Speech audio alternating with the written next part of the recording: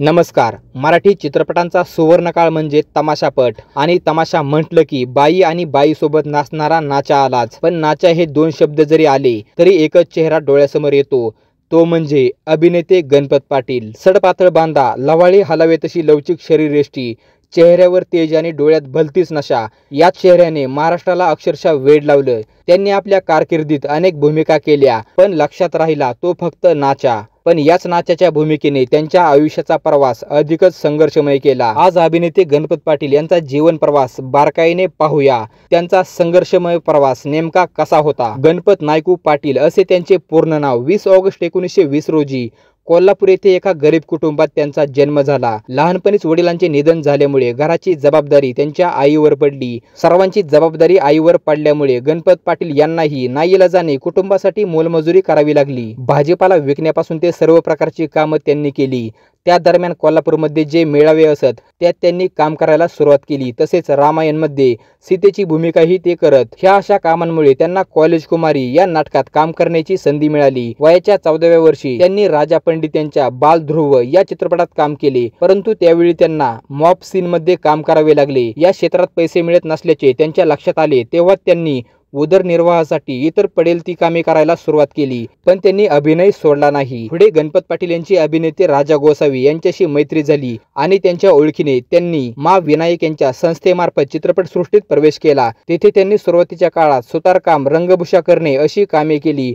सर्व प्रकारची कामे करत असताना त्यांची अनेकांशी ओळख झाली. त्यामुळेच त्यांना राजा परांजपे यांच्या बलिदान आणि राम गबाले यांच्या वंदे मातरम या चित्रपटामध्ये काम करण्यात आले. त्यांचे काम बघून भालजी पेंढारकर यांनी त्यांच्या मीठभाकर या चित्रपटात खलनायकाची भूमिका त्यांना दिली. त्यानंतर त्यांनी खूप चित्रपटांमध्ये कामे केली. त्यांचे नाव मोठ्या अदबीने घेतले जाऊ लागले. चित्रपटातील कमाई अपुरी पडत असल्यामुळे त्यांनी मेकअपची कामे करायला सुरुवात केली आणि नाटकातही काम करू लागले. जयप्रकाश दानवे यांच्या ऐका हो ऐका या अस्सल ग्रामीण स्वरूपाच्या तमाशा प्रधान नाटकात त्यांना तृतीयपंथी सोंगाड्याची भूमिका करायला मिळाली आणि ती भूमिका त्यांनी इतकी जबरदस्त केली की ते नाटक लोकप्रिय झाले. त्यामुळे आय बारगीर यांनी त्यांच्या जाळीमध्ये पिकली करवंद या नाटकात गणपत पाटील यांना घेतले.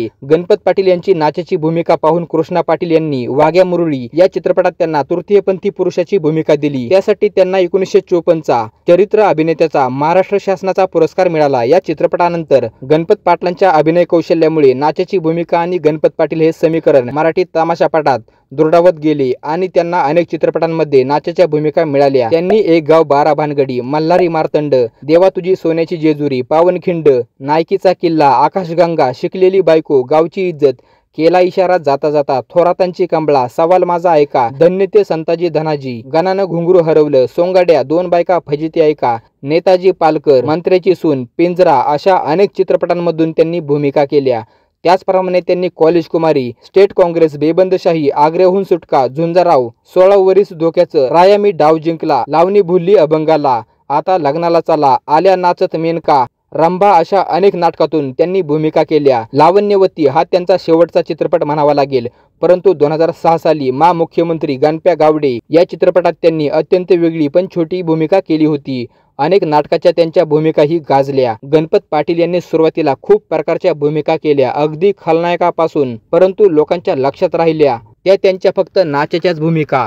त्यामुळे त्यांच्या कुटुंबाला बराच मनस्ताप भोगावा लागला. एकीकडे भागवतर नाचाच्या भूमिकेने इतकी त्यांना प्रसिद्धी दिली की ते पुरुष आहेत आणि त्यांनाही मुले आहेत, कुटुंब आहे हे त्यांना सांगावे लागले. अशा या वेगळ्या अभिनेत्याचे 23 मार्च 2008 रोजी वयाच्या 88व्या वर्षी कोल्हापूर येथे निधन झाले. अशा या अष्टपैलू अभिनेत्याला आमच्या चॅनेलचा सलाम आहे.